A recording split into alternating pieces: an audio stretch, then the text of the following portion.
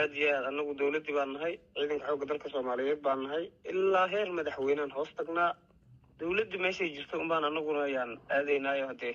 nidaamkanaga iyo systemkanaga ciidanimo kama aan gudbeyno haddana anagu waa meerta dawladda baan ku shaqeynaynayo inta dawladda la shaqeeyay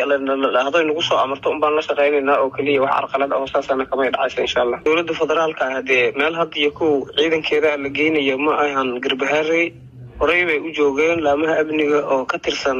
dawladda federaalka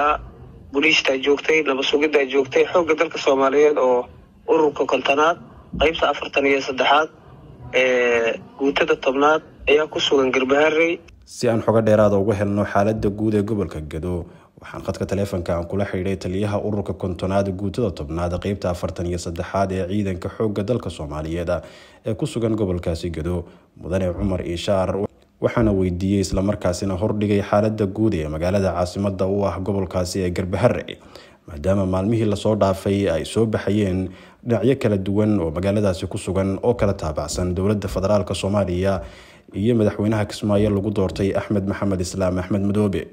ciidanka xoogga dalka Soomaaliyeed ciidamada booliska kuwa nabad sugidda dhammaan laamaha amniga ee jooga degmada Garbaharey amaankooda isugu hayaan wax dhibaato iyo wax caqabado hadda ka jira deegaanka Maylahan waxa jiro gudoomiyaha gobolka Gado oo dhowr maalin adigu qoleenkan maamulka xoogaa ay wax isku dhaca ay ka jireen baa ilaa shalay iyo maalmihii ka horeysay la celcelinayay asaguna si nabad u shalay loogu yimid ilaa iminka wuxuu ku sugan yahay xarunta gobolka Gado wax dhibaato ah oo kale ka jira ariguna ma ay lahan kulleeyna maamuladii uu la fadhiisan doono oo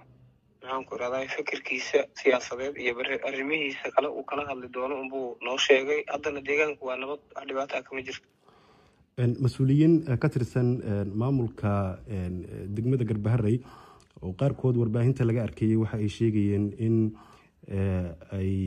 ay magaaladaas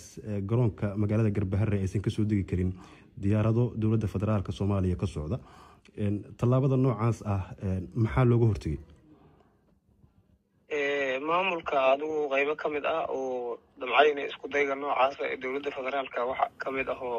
imaan kara garoomada Maylahan fikirka noocaas ay ku jireen waa ay jireen kadibna ciidamadii qalabka sida ay ku sugnaa degmada Garbaharey oo ah xarunta gobolka Gado kulay ama meel dhanka dawladda nooga timid inaan diyaaradaha dejino wafdiyada imaanaya soo dhaweeyno cid kasta oo garoonka Garbaharey inay ka soo degtana uu furan yahay ama meel bay qabeen laamaha amniga oo dhan maamulkii degmada ka sii shaqeynayay oo ku magacawnaa dhankii Jubbaland ayaguna waan la kulanay la sameynay garoomadan inaan dadna aan laga celin karin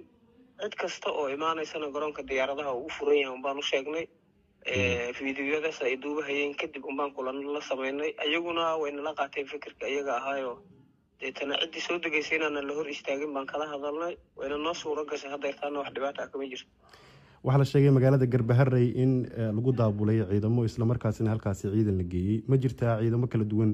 oo dawladda federaalka ka tirsan oo Garbaharey la geeyay aad iyo aad baad u mahadsan tahay dawladda federaalka hadee meel had iyo ku ciidankeeda la geynayo ma ahan Garbaharey horay bay u joogeen laamaha amniga oo ka tirsan dawladda federaalka booliska joogtay nabad sugidda joogtay xoogga dalka Soomaaliyeed oo ururka kontanaad qaybta 43aad guutada 10aad ayaa ku sugan Garbaharey wax ciidamo kale oo maamul goboleed ana ma aysan joogin horay u joogeen ciidamada qalabka sido haddana waa wixii dawladda ay keenayso waa ciidanku waa ciidankeedii hadda waxaas ay imaadayna kuma dhigi karo waxaas soo socdana kuma dhigi karo laakiin ciidamada qalabka sida horay ugu sugnaayeen degmada Garbaharey ciidan ahaan ururkaagu maadaama uu ka mid yahay ciidanka magaalada Garbaharey amnigeeda suga ama si guud area-da Garbaharey jooga mas'uuliyadiinu maxay tahay mas'uuliyaddu waxay tahay anagu bulshadaan u shaqeynaa ciidanka Soomaaliyeed baan nahay xoogga dalka Soomaaliyeed baan nahay nimankaas deetana nabadiidka ah oo canaasiirta oo dadka bulshada dhibahayo hantidooda dhacahayo xoolahooda dhacahayo nafsadii dadeed iyo dunyada loo soo diray in aan ka difaacno kala dagaalano baan anagu yar isku sifaynayna Umrow waxa dhici karta mararka qaar in walaal aad baad u mahadsan tahay midaas waa arrin barnaamij siyaasadeed anagu waxaan nahay ciidamada qalabka sida waxaad ogtahay Jubbaland waxay ka mid tahay Gado waxay ka mid tahay Jubbaland Jubbaland ciidanka ma joogo Gado toddobadeeda degmaba waa xor ciidamada qalabka sido oo dowladda dhexe joogo kaliya waxaana laga jooga waa maamul magacaaban oo hoos tago Jubbaland kolley dowladdii sida iyada ay noogu tala gashay oo nidaamka dawliga baa lagu shaqeynayaa marka idinka dowladdii iyo maamul goboleedka khilaaf baa ka dhaxeeyo khilaafka asaga haddii uu sii socdo oo dowladdu waxaa dhici karta inay amaamiiro soo bixiso